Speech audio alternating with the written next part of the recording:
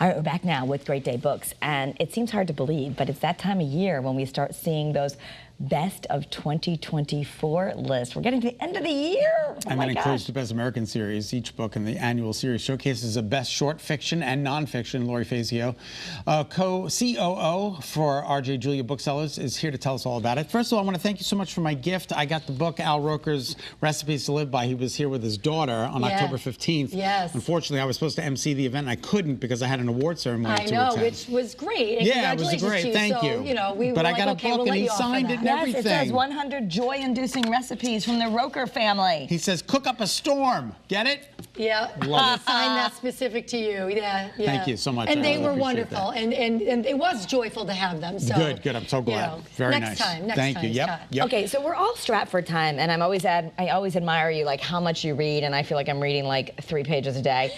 But these are short stories, which actually I know you recommend it, but I haven't really done it. But these are like the best of all these different genres. All different kinds of, and I do this once a year when I'm on with you. I talk about, because they come out in the fall, and it's a collection, and they have a different editor every year for the different genres. Same editor for each genre? No, different so editor they for different choose genres. someone who's known in that world. Like, for instance, the Best American short stories, Lauren Groff, who is a fabulous author, she was chosen to be the guest editor of this. She picked some of her favorites and gets to have some input of what goes in the book. Oh, that's wonderful. And in fact, Paul Yoon, who's one of my favorite authors of all times, has the last short story in this book. So I haven't read it yet, but I'm really excited to get to it. And how long, each story takes you what? Oh, well, it depends on, I mean, some of them are like, 15 to 20 pages long. Okay, some might be a little longer than that. You can do this in a night. Yeah, and it's the best of from the year, and they have to be a certain length, so you're not getting a whole story. And there's, science and nature writing. I brought mystery and suspense here. Food and travel writing, which Padma Latchkey was the editor of that one this year. Forgive me, are each book, do they contain fiction and nonfiction, or is this whole book nonfiction? That's all fiction. This is all Short fiction. stories is all fiction. Your nonfiction is going to be your science and nature, your food and travel writing. Essays can be nonfiction. It depends on the kind of essay that it is. Okay. But usually essays are someone's opinion on something. Right. So that's nonfiction. And then this is science fiction and fantasy, so that's also fiction. That is fiction. And mystery and suspense is fiction.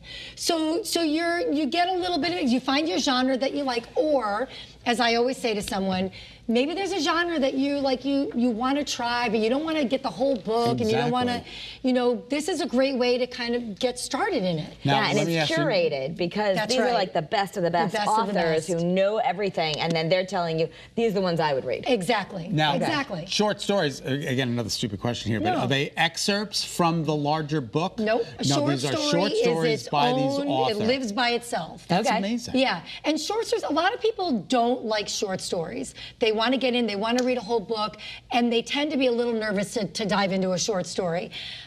I pick and choose my short stories that I read. So Amor Towles, who's an author that I absolutely adore, he has a short stories book out called Tables for Two. I couldn't get enough of it, but I love him. So it was easy for me to just jump into that book and read them. This would be good. Maybe also teens are so into essay writing right now, they have to do it. College apps coming up. Like, would you recommend them reading some of the best essays? Sure. Yeah, why not? It gives them an example of other people's writings, and these are, again, the best of the best. And so it gives you an idea of how to write it, how to formulate your story or your whatever you want to say, and how to get it out there. And these authors are writing short stories in addition to their long-form books? Not necessarily. Some of them might just be short story writers. Okay. Some of these might, like the Paul Yoon that's in here, he doesn't necessarily write short stories, but his was in the Huffington Post. Okay. So it might be like an article that was put out there that is a short story or something. Well, thanks, Great Lori. gifts. You can find, great gifts. Great stocking stuffers. All right, Lori, thank you so much for being with us. I'll also let you know, Friday night we're giving the Mark Twain Literary Award to Alice McDermott. Tickets still available. Join me at the Mark Twain House. Have a great day. Got a new book Eyewitness out. News at 4 is next with Kara Sundlin. See you then.